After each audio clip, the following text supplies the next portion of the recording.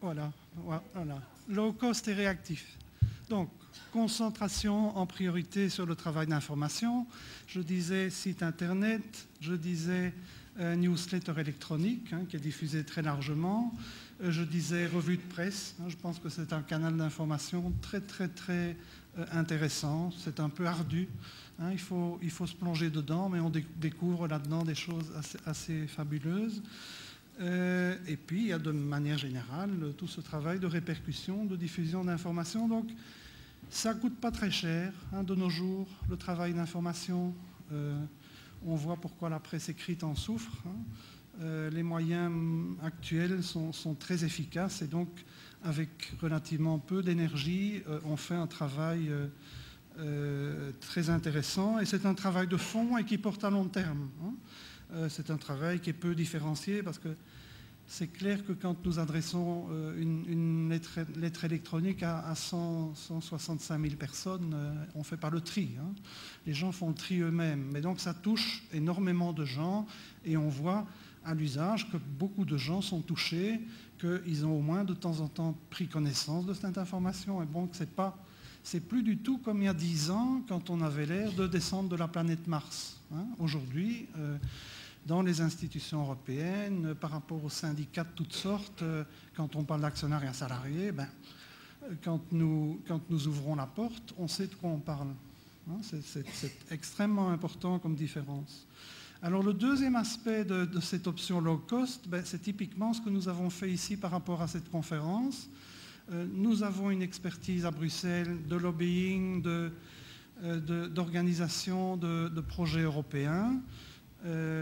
Dirk Credito était candidat, voulait faire l'essai d'une première expérience dans ce domaine. Et je peux vous dire que nous l'avons fait il y a 10 ans, la première expérience, et puis il y en a eu quelques autres. C'est extrêmement ardu, c'est extrêmement lourd, et donc pour nous, c'est relativement facile. Donc je suis venu passer ici quelques jours à Rome, on a travaillé ensemble, et ils étaient lancés. Et donc, si je peux lancer un appel à ceux d'entre vous qui sont dans différents pays, et par rapport à l'avis du Comité économique et social dont j'ai déjà parlé, une des choses, ça va être maintenant de prendre ça en main et de dire aux différents gouvernements, voilà ce qu'on vous demande, c'est noir sur blanc. Alors, les pays qui n'ont pas encore de législation, je crois qu'un bon modèle, c'est ce qui vient d'être fait aujourd'hui et hier ici, et nous sommes tout à fait disponibles à Bruxelles pour venir vous aider à mettre sur pied des organisations semblables dans vos pays. Et je crois que c'est vraiment très efficace. Il y a ici non seulement l'aspect européen qui a été mis en avant, mais clairement, ça a une répercussion directe sur les discussions nationales et ce qui peut se passer dans un pays. Donc je crois que c'est un bon modèle de fonctionnement. Et pour nous, au niveau FS, c'est peu dispendieux, ça économise les ressources. Donc ça, c'est l'option générale de ce rapport d'activité et de ce qui est proposé pour l'avenir. En matière des étapes tout à fait présentes, nous avions donc, il y a 2 ans, pris appui sur la présidence française de l'Union européenne. C'était il y a 2 ans. Nous avions simplement donné une expression populaire à notre programme, je ne vais pas dire de toujours, mais à ce que nous avions de plus significatif dans nos options. Alors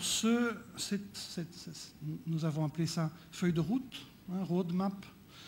Eh bien, dans cet avis du Comité économique et social, on a la très grande satisfaction de voir que toutes les options de cette feuille de route sont dedans. Ça veut dire, nous avons parlé de pousser les États à de la reconnaissance mutuelle. C'est en effet une des choses qui a été retenue par le Comité économique et social. Nous avons insisté sur l'idée de block building approach.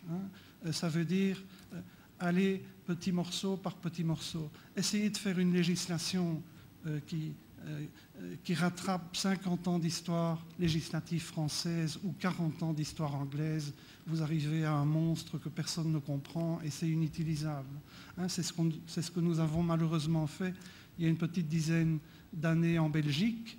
Les Slovènes s'étaient un peu inspirés de cette expérience et j'ai admiré ce matin l'exposé de Bojo parce que manifestement, à la différence des Belges, les Slovènes ont l'air de pouvoir réagir beaucoup plus vite et de simplifier les choses et donc probablement d'arriver à quelque chose de plus simple et de plus efficace. Donc, block building approach. Hein.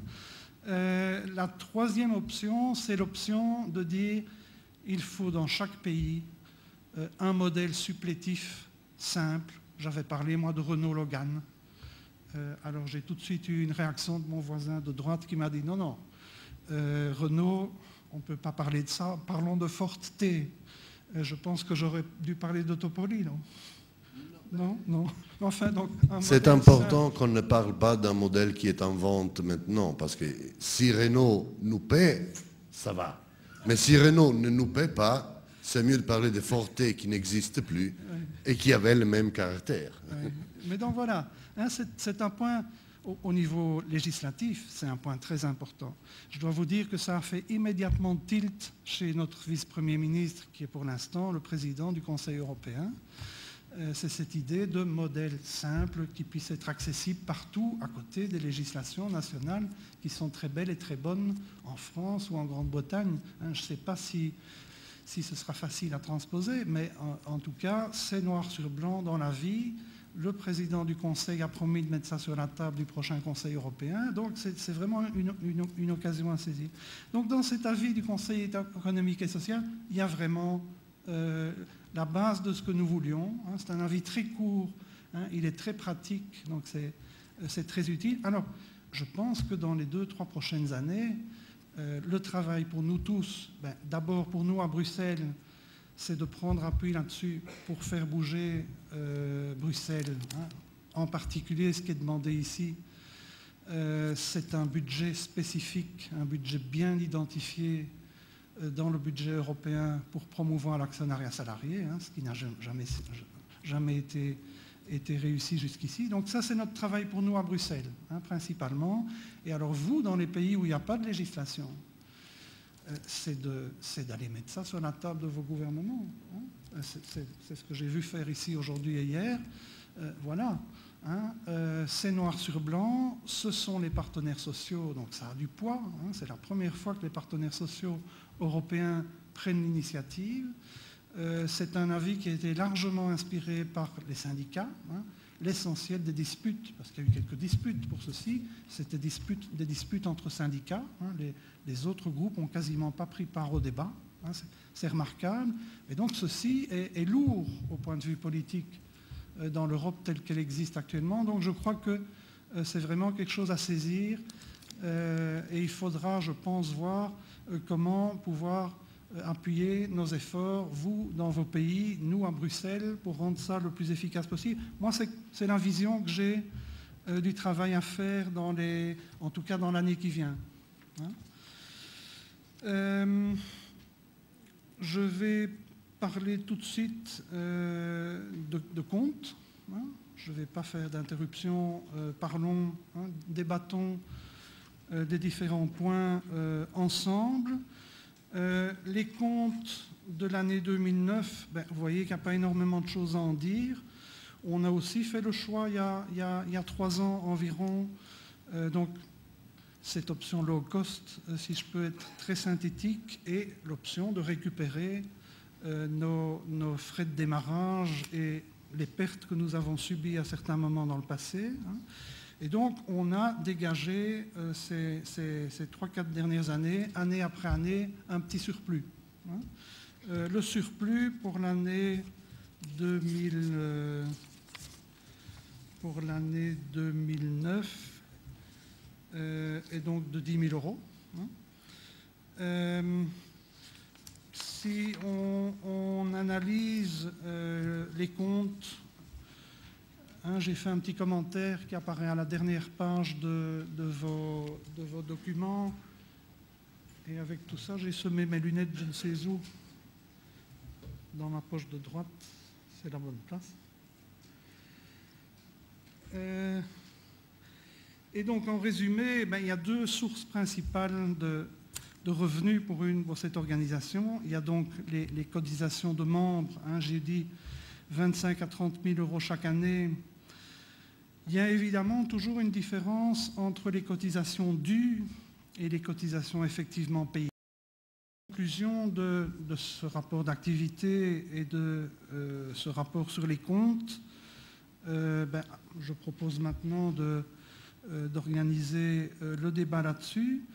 En conclusion de ça, il faudra approuver ou désapprouver le rapport d'activité et les comptes et formellement donner la décharge aux administrateurs. D'accord ? Oui. Si quelqu'un a quelque chose à proposer, de ma part, je propose d'approuver tout ça et de donner des charges à Marc, sans oublier de lui... Yeah, the item under assets receivable guarantees 11,850. I correct in assuming that's from Mark, and is that part of the 30,000 or additional to the 30,000 you said you're currently out of pocket?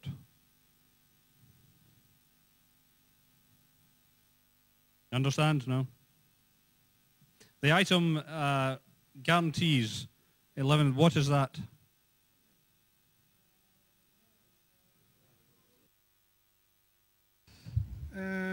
Well, this is, we got a bank loan at the origin, and later on we had discussions with the bank, and this is a deposit, in fact, to the bank as a guarantee. By yourself? No, from by the FS. No, by FS, okay. FS. So the figure of 30,000 you mentioned earlier is your current exposure? Yes. Okay. Comment?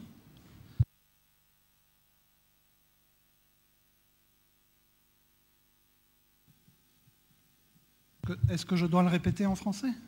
Non. Oui, la prochaine fois, je réponds en français. Please.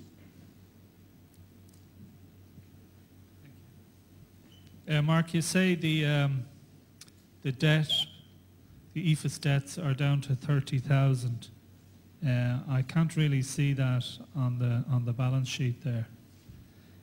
Under debts, you have bank loans outstanding there of 67,000, and then there's a loan given by the ING Association of 7,500 and others nearly 2,000 and other suppliers. So I don't understand where the figure of 30,000.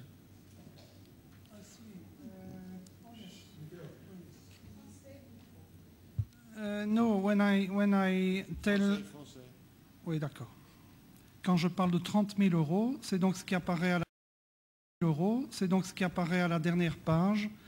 Ce n'est pas l'endettement net, hein, c'est le net funding, donc c'est l'apport financier net que j'ai apporté directement et indirectement à FS.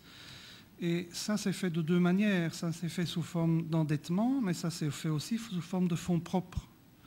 Hein, donc, ce n'est pas une notion pure d'endettement ici, c'est un apport financier.